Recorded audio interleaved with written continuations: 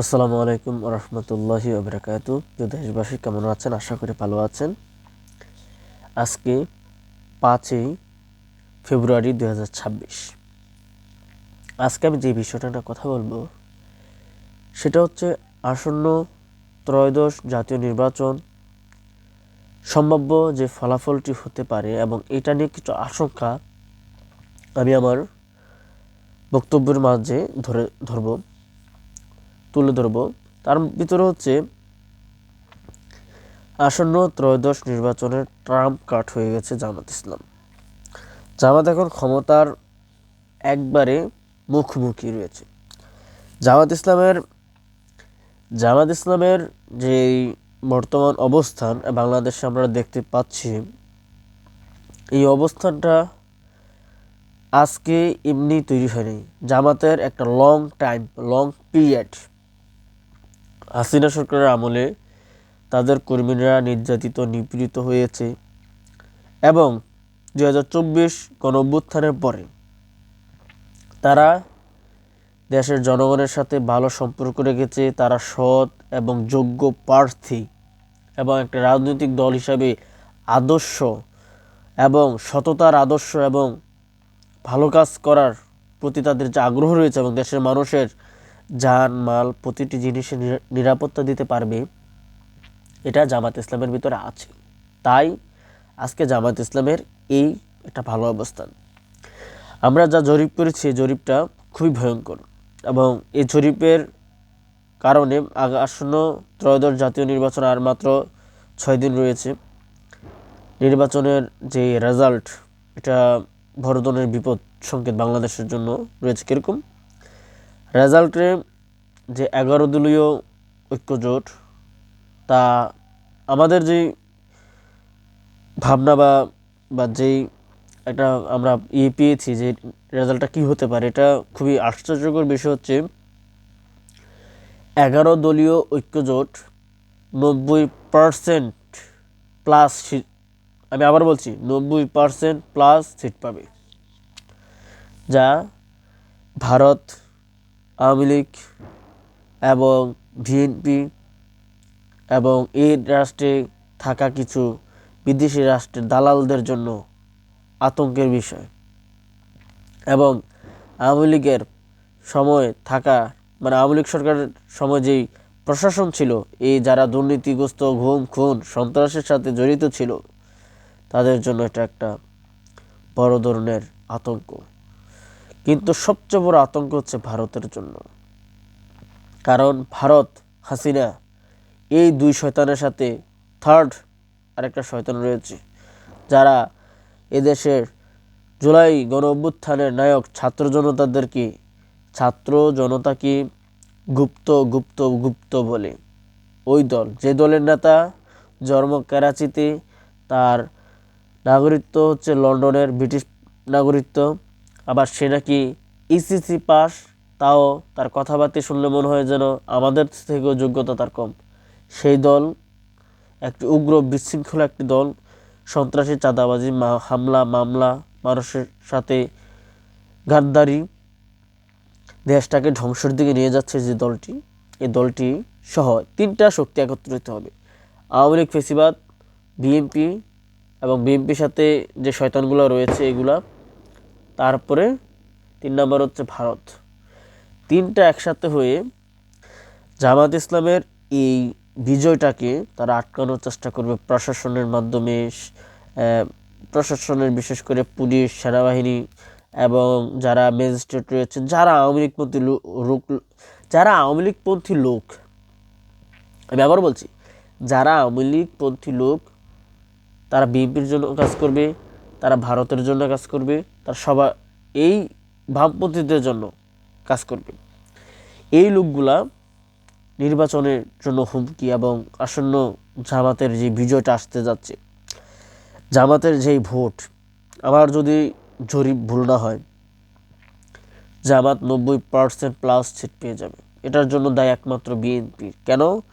PRA যদি হতো তাহলে পার্সেন্টেজ কমতো।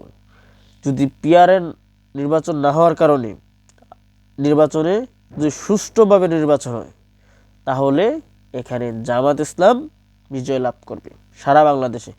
এবং 11 দলীয় ঐক্যজোট যেটা, 11 দলীয় ঐক্যজোটের ভিতরে জামাতের আমি যতটুকু বুঝি 95 যাবে কাটা। জামাত ইসলামের 200 আসনের ভিতরে ওদের 95, 190টা বা 198টা হবে। একজন প্রার্থী মারা গেল, আল্লাহ তাকে জান্নাতবাসী করুক।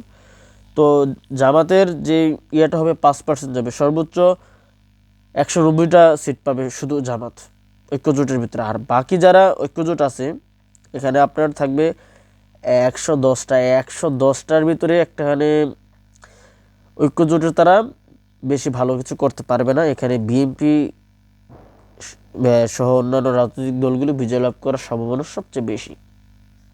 কারণ এটা আমরা বর্তমান যে পরিস্থিতি দেখছি এটা নিয়ে আমরা কাজ করেছি, তাই এই রেজাল্টগুলো আমরা বলছি আগে আগে এটা হতে পারে। আমাদের জরিপ, আমাদের ধারণা, আমাদের কাজ, আমাদের পরিকল্পনা যা দেখছি আমরা, পরিকল্পনা বলা যায় না কারণ আমরা দেখছি যেটা সমাজ কি চায়, জনগণ কি চায়।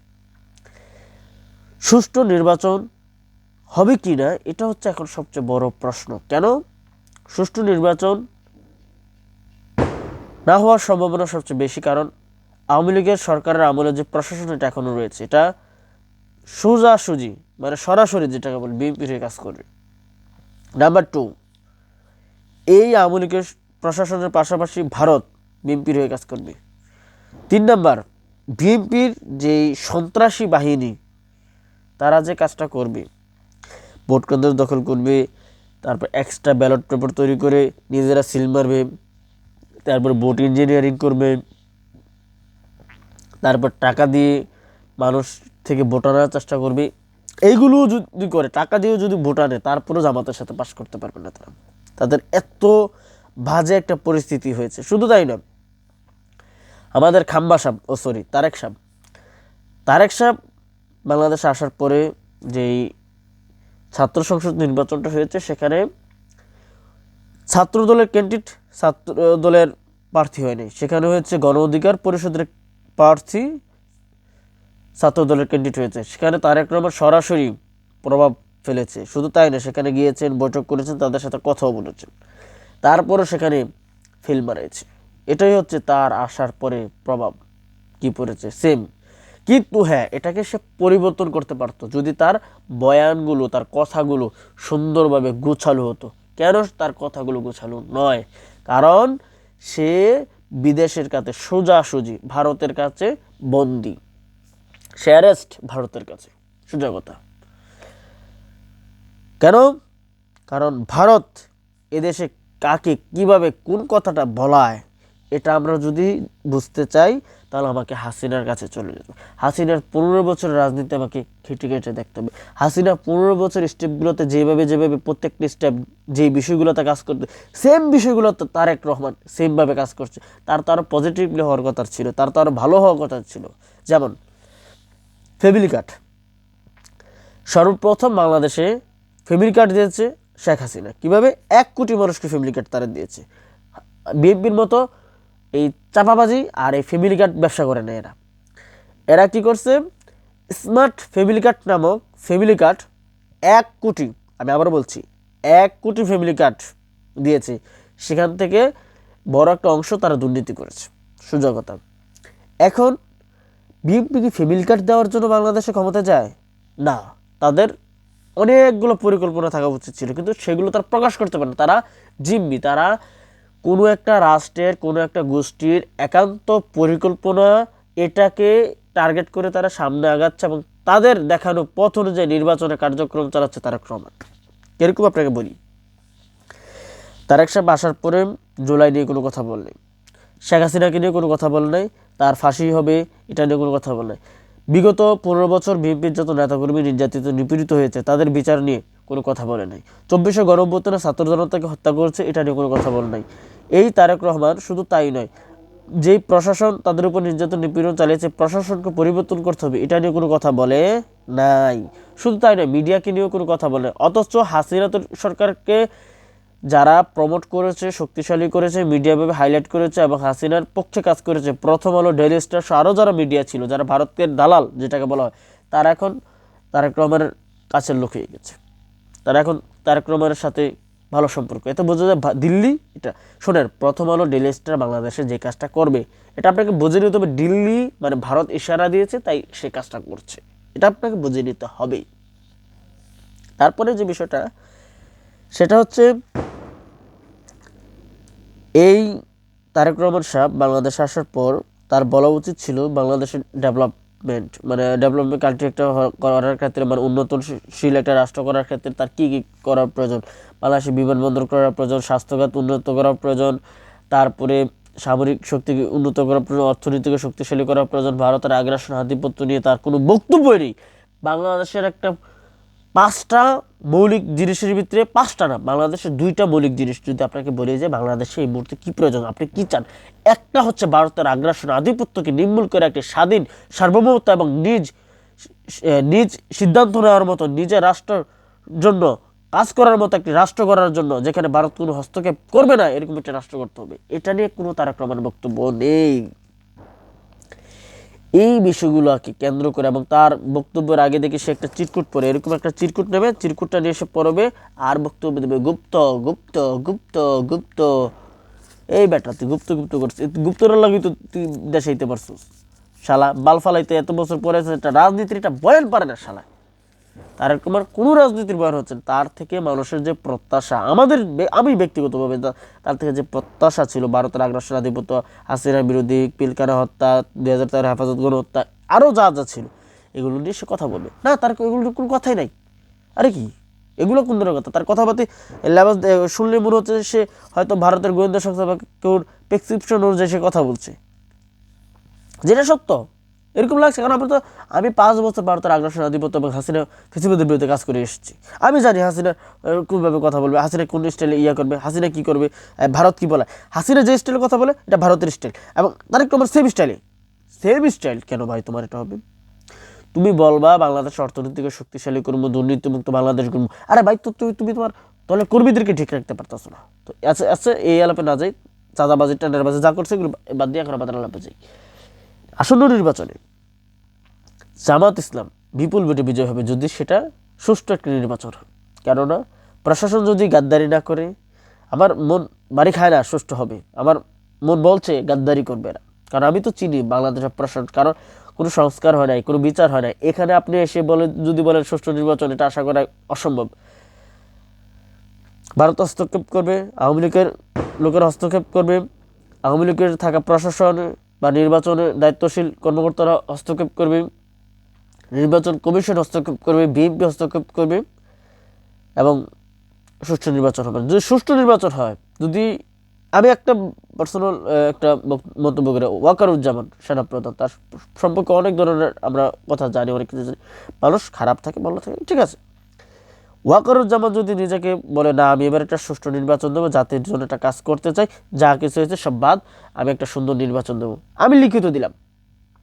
ওয়াকারুজ্জামান যদি এরকম কোনো সিদ্ধান্ত নিতে পারে আর এরকম নির্বাচন দিতে পারে, সেনাবাহিনী একমাত্র বাহিনী তারা বাংলাদেশে একটি সুষ্ঠু নির্বাচন করতে সবচেয়ে বেশি কামিয়াব, মানে সবচেয়ে বেশি মানে সফল হবে তারা। যদি এটা হয় বাংলাদেশে, আমি বললাম না ঐক্যজোট, যেটা 11 দল ঐক্যজোট, তারা 250+ সিট পাবে। আমি আপনাকে লিখিত দিলাম, 11 দলীয় ঐক্যজোট 250+ সিট পাবে, এবং এই 250+ থেকে কম হইতো যদি পিআর হইতো। এটার জন্য বিএনপি দায়ী। এখন নির্বাচনকে কেন্দ্র করে ভারত যে কৌশলগুলো করবে, সে চাবে যে নির্বাচনটা যেন সুষ্ঠু না হয়, এটা যেন বিএনপির পক্ষে নেওয়া যায়। কারণ বিএনপির অনেক প্রার্থী ভারতের সাথে আতাত হয়ে গেছে এদের। কারণ ভারতের সাথে বিএনপির আতাতটা হয়েছে আজ থেকে অনেক দিন আগে, 2025 সালের এপ্রিল মার্চে আমরা একটা ইনফরমেশন পেয়েছি সিঙ্গাপুরে, আমি আবারও বলছি সিঙ্গাপুরে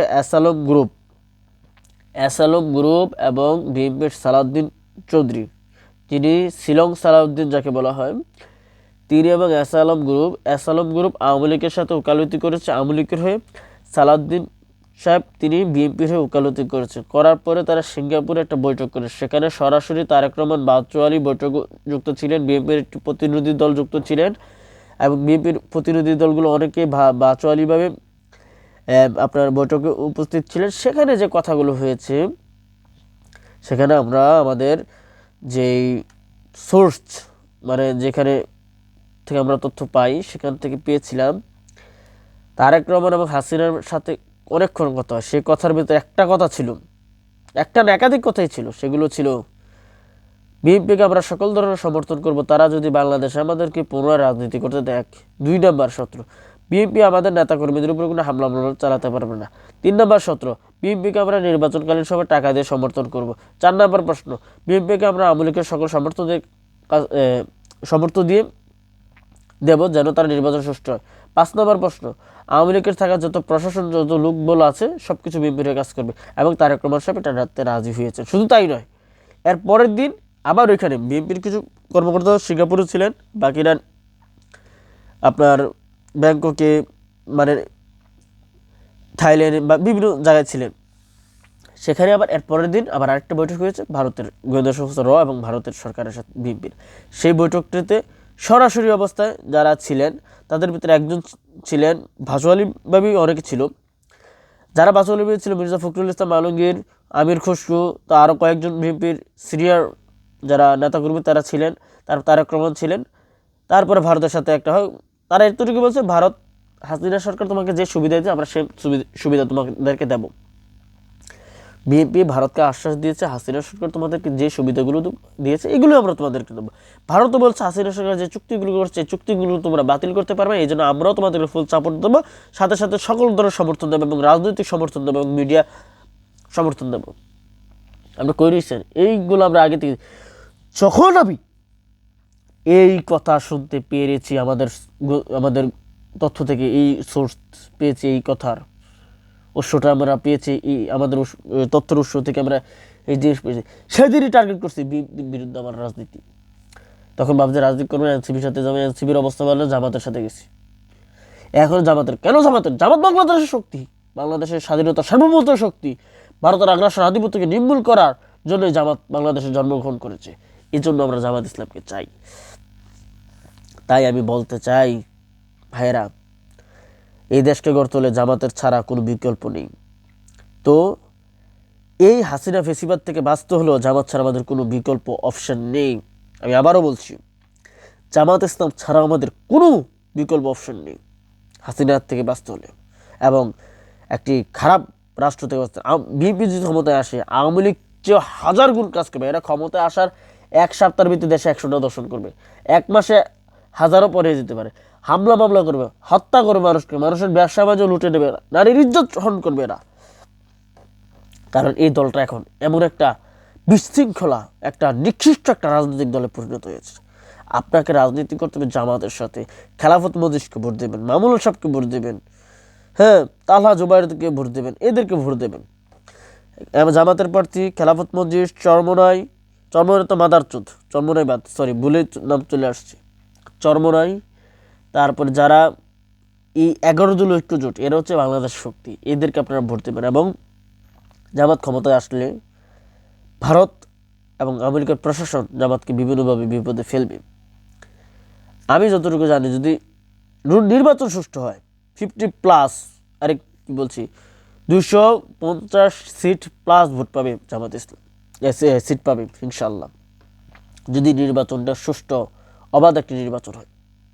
তাই আমরা চাই নির্বাচন যেন সুষ্ঠু একটা অবাধ নির্বাচন হয়। আল্লাহ আমাদের দেশটাকে যেন কবুল করে। কারণ যদি বিএনপি ক্ষমতায় আসে, আমি লিখে দিলাম, বিএনপি ক্ষমতায় আসার 6 মাসও টিকবে না, কিন্তু বিএনপিকে টিকিয়ে রাখবে ভারত, 1।